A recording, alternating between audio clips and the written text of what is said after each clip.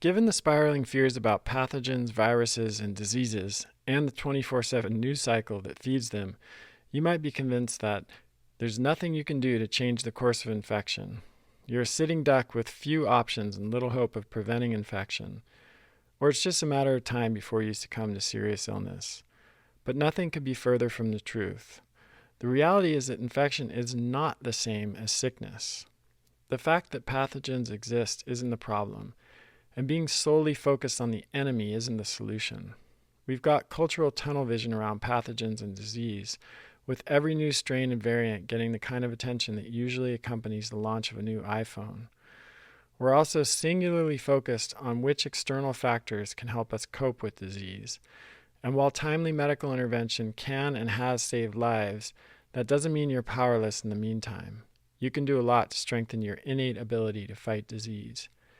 You are so much stronger than you think. Your immune system is incredibly powerful and adaptive, and by keeping it firing on all pistons, you can do a lot to protect yourself from pathogens if and when you encounter them. And that's exactly what I'm going to teach you how to do in a new 7-week online workshop called How to Boost Your Immunity Naturally, featuring a powerful research-backed program for optimizing your immune system and protecting against infection. The workshop will start on Monday, January 31st, and run through the end of March. For all of the details about this powerful program, including an outline of what's in each of the 7 modules, go to cresser.co/immunity. That's cresser.co/immunity. Here are just a few highlights of what you'll learn. How to strengthen your immune system naturally. What to eat and avoid to heal your gut and boost your immunity. What to do to reduce the risk of COVID-19 infection and protocols for when you're exposed. How to stay healthy during cold and flu season. And the most potent and safe supplements for building immunity and protecting against infection. This deep dive workshop will give you the insights, strategies, tools, and support you need to optimize your immune system, prevent and address infections, and protect yourself against the growing number of immune challenges we face in the modern world. One more thing before we get into today's episode. We're offering a 25% early bird discount for the next 5 days only. So if you're planning to register, make sure to do it before Sunday, January 23rd at midnight Pacific time. Just go to cresser.co/immunity to learn more and secure your discount. I'm really excited to offer this to all of you, and I hope you can join us in the workshop. Hey everybody, Chris Kresser here. Welcome to another episode of Revolution Health Radio. This week I'm going to do a solo show on a topic that we've received quite a few questions about over the past 6 or 7 months. I've spoken over the years and more recently about the harmful impacts of excess screen time for both kids and adults. And I've talked a fair amount about the steps that we as adults can take to reduce screen time. But a few listeners have written in to ask for ideas on how to limit screen use in kids, given how ubiquitous these technologies have become in their lives. And this has been even more true during the pandemic, when many kids have been isolated and kept at home, and screens have been their primary interfaces with their teachers, their friends, and their lives in general. So I'm going to share some ideas and tools that we've found to be helpful in our family. And there are a couple of caveats here. The first is that this is definitely a work in progress. It's been a struggle for us. We found some things that have been effective, some things that have not been effective.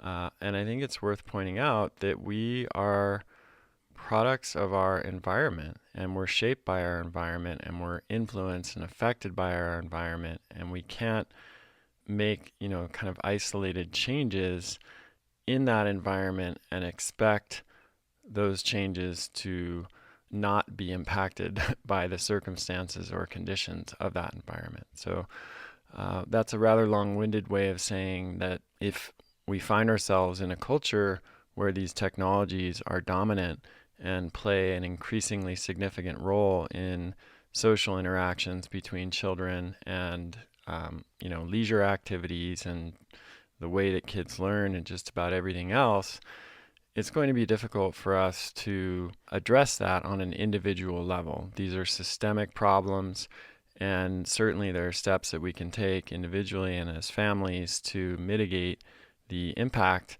of those technologies. But at the end of the day, we're still subject to the influence of the environment that we live in. And so I think that's one of the most difficult aspects of this for parents. And it's something I talked with Cal Newport a little bit on the show that I did with him on this broader topic of technology in our lives. He also makes this point that in his experience, purely individual steps that are taken to reduce screen time for adults, which is what he mostly talks about, are often not that effective because they ignore the importance of this context that we're discussing here. So that's the first caveat. The second caveat in what I'm going to share with you is that we as a family are pretty restrictive when it comes to this stuff. A lot of what we do might seem draconian or unrealistic to you, depending on your particular situation. If there's a spectrum where on one end is, no boundaries at all and just giving kids, 100% control over their own use of technology. And then on the other end of the spectrum is, living in a cave in a remote area where there's absolutely no exposure to technologies for kids. I'd say we're not, we're certainly not in the cave, but we're probably closer to that end of the spectrum than we are to the other end of the spectrum where there's just no limitation or boundaries at all. And I'm not saying here that our way is the only way, of course, or even the right way. Every family has to find what works for them, given their specific circumstances, and there will be a lot of variables that determine that. One might be each particular child's relationship with technology and how susceptible they are to screen addiction or excess screen use interfering with other activities. The truth is that's not the same for every kid. Some kids are, I think all kids are susceptible to some extent, just like all adults are susceptible, just because of our basic hardwired, biological human programming. But within that susceptibility, there is definitely a range. There are kids who are very susceptible to this, and sadly, those kids can become the ones that deal with actual addiction and, may end up in rehab for video game addiction or screen addiction of some sort. And it can really destroy their lives and their families' lives. On the other end of the spectrum, you have kids that are, mildly susceptible in the way that all human beings are susceptible, but it doesn't really interfere with their lives. It doesn't get in the way of their normal human relationships. It doesn't get in the way of their physical activity, spending time outdoors and all the other stuff that's important for kids to be doing. So that's one variable.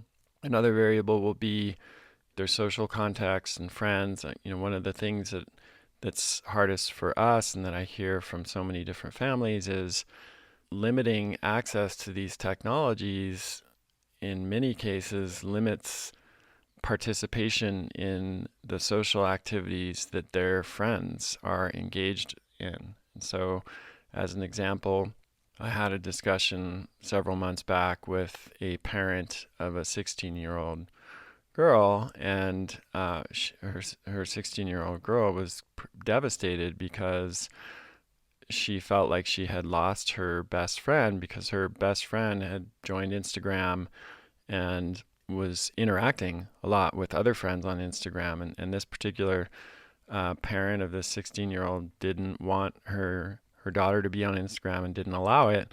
And so she didn't have a phone that, that had Instagram on it.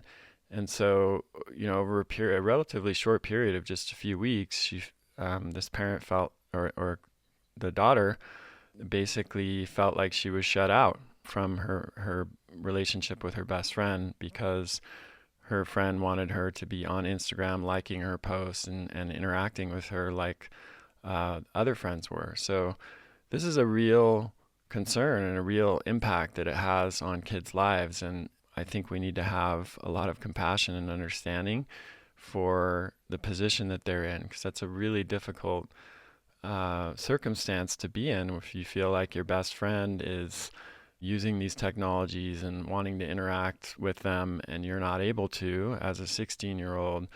That's really difficult. All human beings want to be included. That's another basic human trait.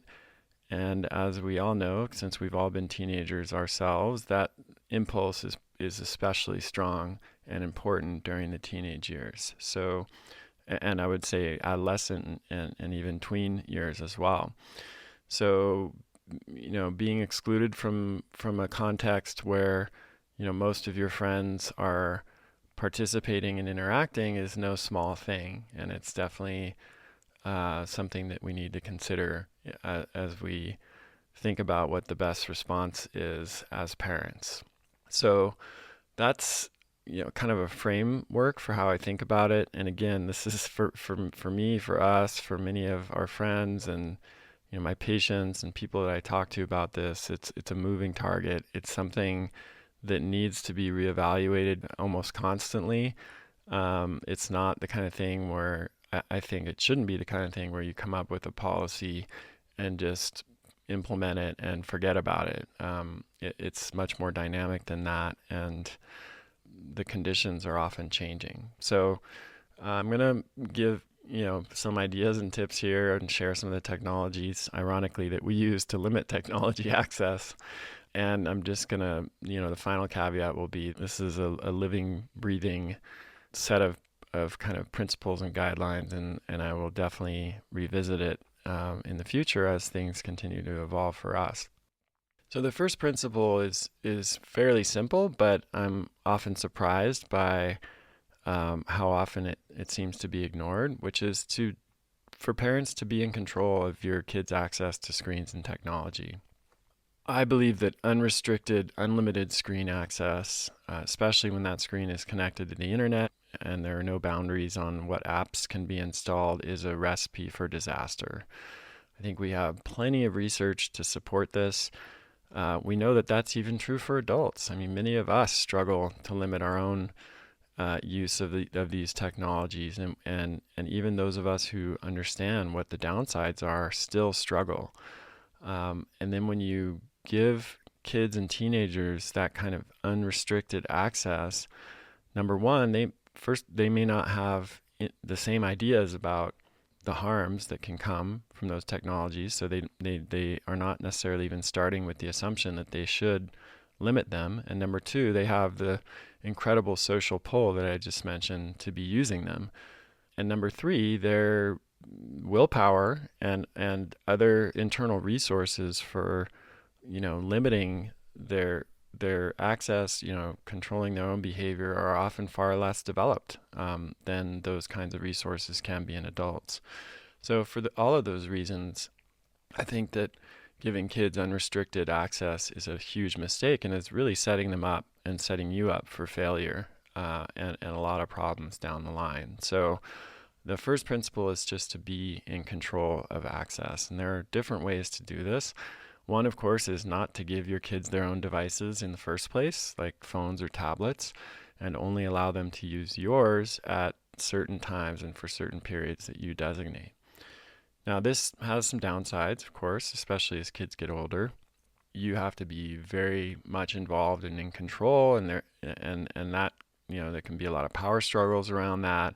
You also may not want your kids in your devices and potentially reading your emails or text messages or things like that. So I think that this particular strategy can work for very young kids, although I would also argue that for very young kids they shouldn't really have much screen access at all, particularly unsupervised screen access. But when kids get older, it's in many cases it's going to make more sense for them to have their own device, whatever that might be.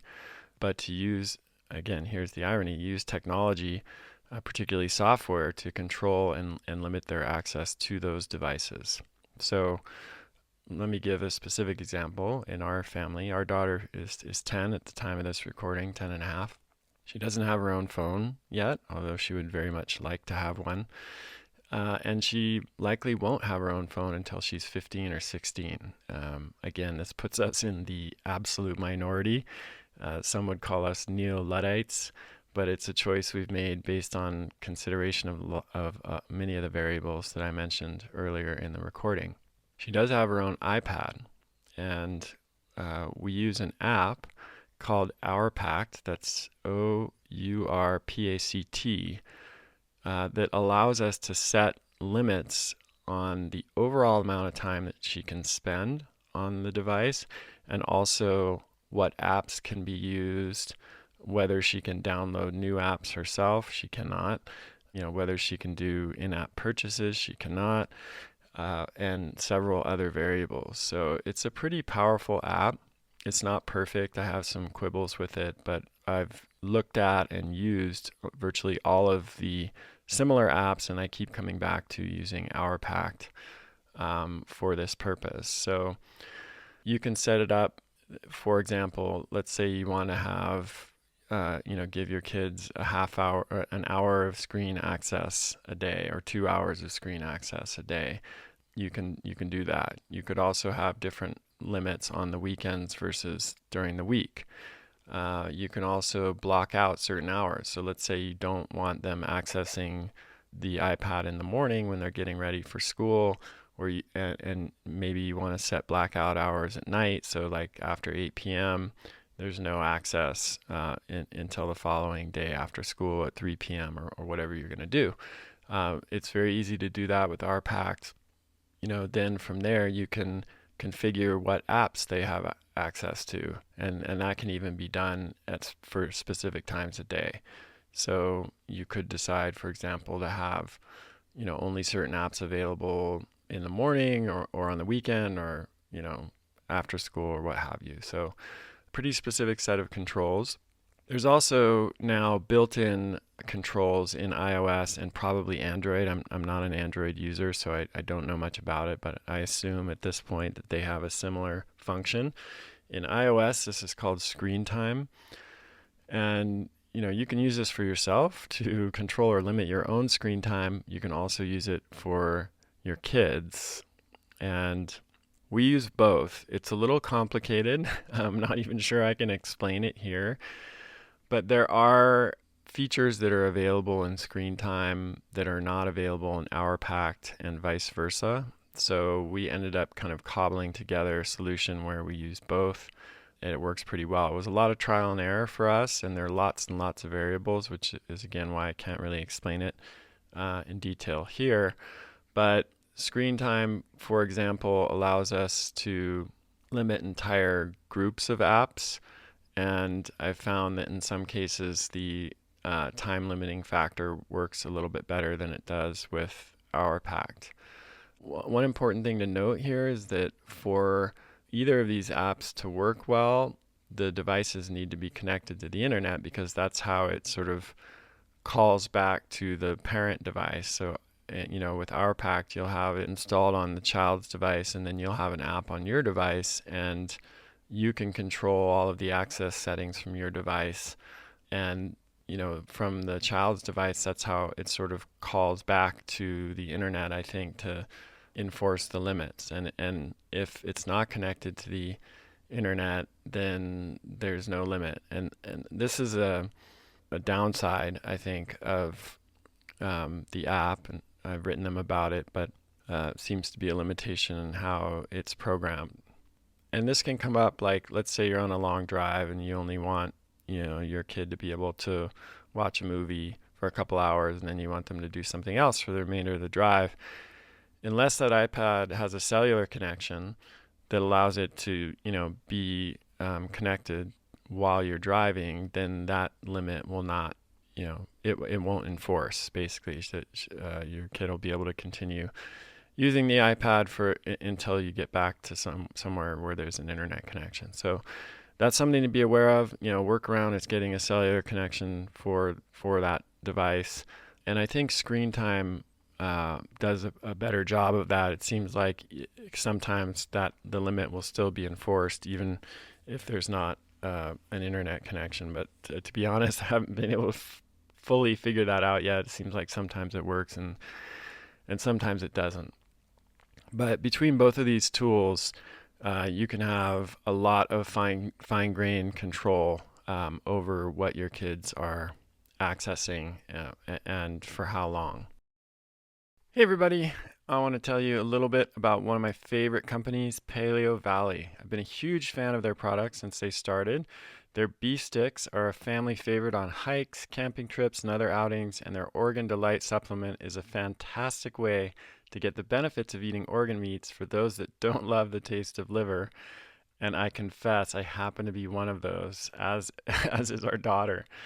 Paleo Valley shares my values around food and supplements, and I can always trust them to have the highest quality and best sourced ingredients.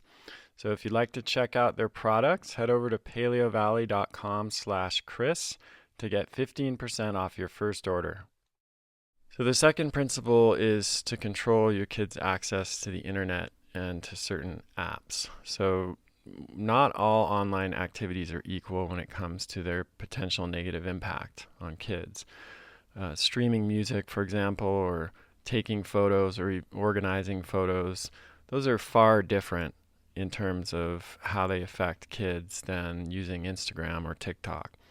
A lot of the studies we've seen and work from people like Jonathan Haidt and even Facebook's own research has shown that there are uniquely harmful effects of social media like Instagram and TikTok that particularly impact tween and teenage girls because they plug into the strong need for belonging that I mentioned earlier, and kids can start to just organize their lives around getting likes for what they post, and if they don't get likes, it deeply affects their self-esteem, and that is so much worse and so different than taking pictures or listening to music or even texting. So that's the first thing to be aware of. We're not talking about universal restriction to all technologies in the same way. It makes sense to restrict access to those technologies which present the greatest threat and can cause the greatest harm. So again, apps like Hour Pack that I just mentioned, and then Screen Time, which is built into iOS, can both provide access to and limit access to certain apps. And I think it's a really good idea to use these tools for this reason. Along the same lines, Hour Pack and Screen Time can also block your child from purchasing and downloading new apps from the App Store, which you definitely want to do because otherwise your kid's just going to work around this pretty quickly. Most kids are savvy with technology, and if they're able to get on there and download whatever apps they want and use those apps or do in-app purchases, then whatever efforts you've done to prevent that from happening will be moot. Another option for controlling access to the internet and certain apps is to buy something like a Gab phone or a Gab watch. So this is a company that has created phones and watches that are specifically designed for kids. These devices limit the number of contacts that a kid could have. So for example, with the Gab watch, they can only have 10 contacts. They can't add new contacts. So that is safer. It prevents a lot of stuff from happening that you might not want to happen. There's also a mode on the Gab watch where the only thing that the child can do is to call an emergency number that you designate, which could be your own number or your partner's number. And when it's in that mode, it just functions basically as a watch and as an emergency device. And you can set hours for usage. So let's say you don't want your kid using the watch during the day while they're at school. You could set it so that they can only have the full use of it from 3 p.m. to 8 p.m. or something every day. And then, with the phone has more functionality than the watch. It's got music, it's got, more contacts, they can send text messages, they can make calls, but they cannot install Instagram and other social media apps on the phone. It's just not possible to do that with the Gab phones. So this has become a pretty popular option for a lot of parents. And then the watch is also a popular option for younger kids, whereas, in the case that where you don't necessarily want your child having full access to a phone yet, but you do want them to be able to make calls, which you can do with the Gab watch to the 10 contacts that are preloaded that the parents can load, and to be able to send simple emoji-based text messages or pre-configured messages. So you have a set of pre-configured messages that you can determine and write and load into the watch. And so they could be like, I'm on my way home, or can you come pick me up, or something like that. And then the kid can just choose from those pre-configured messages. And then the kid can also record a voice memo or voice message that will be sent to you as a text message, but it will show up as an audio recording. So I think that's a really great starter option. We are, again, at the time of this recording, considering that for our 10-year-old. We're not ready for a phone, even a Gab phone for her, but we are considering a watch, and there's a lot of controls, and it provides some of the benefit of being able to participate in social interaction. Some of her friends already have phones. Certainly a lot of them have watches or things like that, and she wants to be able to call them or communicate with them. And when I think back on my own childhood, and my wife, we both talk about this, by the time we were 10 or 11, we were using our landlines to call friends, and we were able to communicate with them in that way.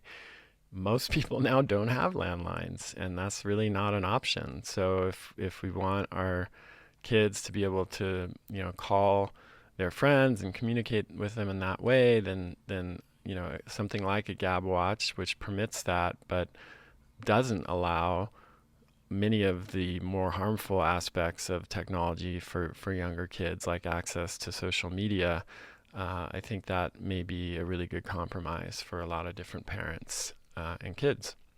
And then the last principle or question is just simply, how much time should you allow your kid to be engaged with the screen? This is a very personal choice, and of course it depends on all of the variables that we mentioned before. And if you ask 10 experts, psychologists and people who study this and write about it and talk about it a lot, you're going to get 10 different answers. So there's nothing universal here. And again, I think it depends a lot on the kid's temperament. I think the research is pretty clear that young kids under the age of 2 should not really have any screen time at all. So this, all this baby Mozart stuff, and sometimes when I go out to a restaurant and I see a family with a 1-year-old propped up on a high chair with a phone on their little tray in front of them, I cringe, because there's a lot of evidence that suggests that is not beneficial and is harmful for the neurodevelopment, brain development of kids that age. As kids start to get older, the range of potential screen time that experts suggest gets broader and broader, again, depending on who you listen to. In our case, we really want our daughter to be spending as much time interacting with the real physical world as possible, which means being outside, staying active, playing with friends in person, and then things like reading books, making art, playing music. We feel that these kinds of activities are best for her brain development, for her social development, for her development as a human being. We want her to have an experience of life that is primarily unmediated by technology. We want her to have time for reverie and contemplation. We want her to feel bored because, as I've talked about before and written about before, boredom is actually a precondition for creativity and innovation. Like being able to tolerate those moments where you don't know what to do, you're not engaged in a particular activity, and you start to feel that sensation that we refer to as boredom. Some of the richest and most unpredictable experiences can come out of that. And one of the the things that concerns me most about these technologies that we have access to for adults and for kids is that if we want to, we can completely avoid that experience, those experiences of boredom, those quiet moments where we might just gaze out the window and we go into that kind of default mode network where we're unconsciously reviewing our lives and our experiences, and that's generating new ideas and new perspectives. I think that that kind of time is absolutely essential to being human. And I'm concerned that there are entire generations now that are being raised with these technologies, which can essentially completely obliterate that time. So let's say you're in line at the store, and you might be in a situation where you would have those kinds of moments, but you can just whip out your phone and see what's new. Similarly, like if you're riding in a car, like as many of us did when we were kids, just looking out the window. At this point, so many kids are just watching a video or on their phone in the car. Really, anytime there's any feeling of discomfort or just space at all in one's life, we can look at our phone. And I think that the harms of this are not even fully understood yet and won't be for some time, but I'm pretty alarmed by it. And I see it in both adults and kids. I was just at a restaurant the other day, and there was a family, and the entire family was on their phones for the entire time. And there were moments where someone would put their phone down and then sort of look around, see that other people were on their phones, and pick it up again. There were moments where you could see someone going through a kind of internal, or at least I was projecting that they were going through an internal process where they're like, okay, I probably shouldn't be using my phone as much. So they put the phone down, but then, a couple moments pass, some discomfort arises, they pick up the phone again. And, I don't, I don't mean to judge or to call this particular family out, because we all struggle with this, including me, but it's an indicator for me of where we're at in the world that we're living in. And I think that if we were, let's say, to transport ourselves from 30 or 40 years ago, prior to the advent of these technologies, and travel into the future, and then just be a passive observer standing in that restaurant looking at what's happening, we would have been horrified and shocked. It would have been like a bad sci-fi movie, where we see that that's the nature of human interaction now, and even just relationship with ourselves is just completely interfered with by these technologies. And I feel like we've been the proverbial frogs in the boiling water, where these changes they've taken place quickly, but not like overnight. So we've had, I don't think we're even fully aware of how dramatically they have interfered with our lives. And if you think of that kind of thought experiment where you go from 30 or 40 years ago, those of us who are old enough to remember what life was like before these technologies, and you fast forward quickly, it would be a shocking change. And so, we definitely fall on the end of the spectrum of limiting access to these technologies and wanting our daughter to have significant periods of time where she's not interacting with them at all. And that's true on a day-to-day basis, but it's also true on like a more extended time frame. So I've talked about this a lot before, but we do digital, complete screen-free times as a family. We've been worse on this in the pandemic, but prior to that, Sundays were kind of sacred screen-free days for everybody. And then we would do more extended periods, like in the summer. We'll often do like a multi-day rafting trip or a backcountry trip where we're just in nature and we're not interacting with phones or screens at all. And I can tell you that even when our daughter was younger than she is now, at the end of those trips, she would express that she didn't want to leave those environments. And so she, even at a young age, was able to experience how different life feels when you're in that kind of vital, essential relationship to the physical world, to nature, to other people.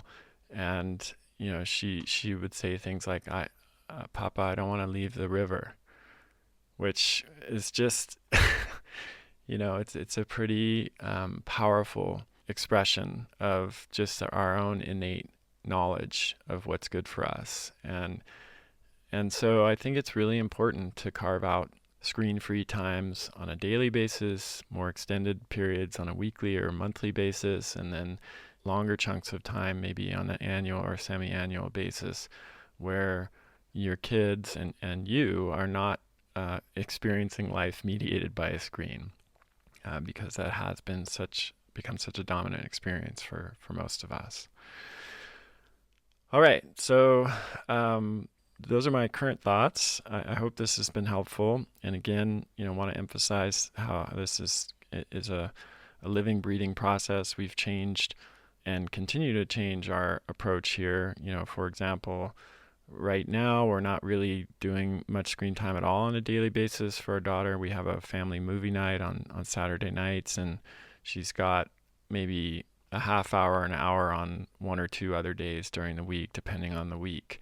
But we've had other times where she had an hour a day and was largely, could watch movies or, do some other stuff.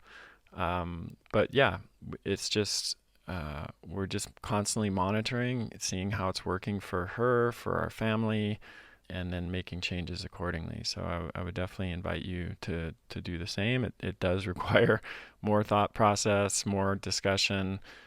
It becomes a larger topic of conversation, but I think it's really important to do that.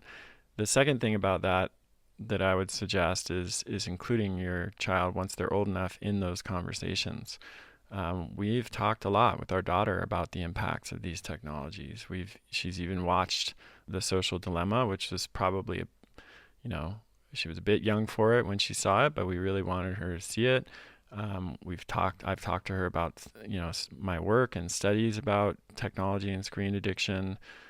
She's very well aware of all of that stuff. And that doesn't, it doesn't mean that she still doesn't want to use these technologies. Of course, that's not going to change her desires. It's that all that stuff is sort of operating on an intellectual level.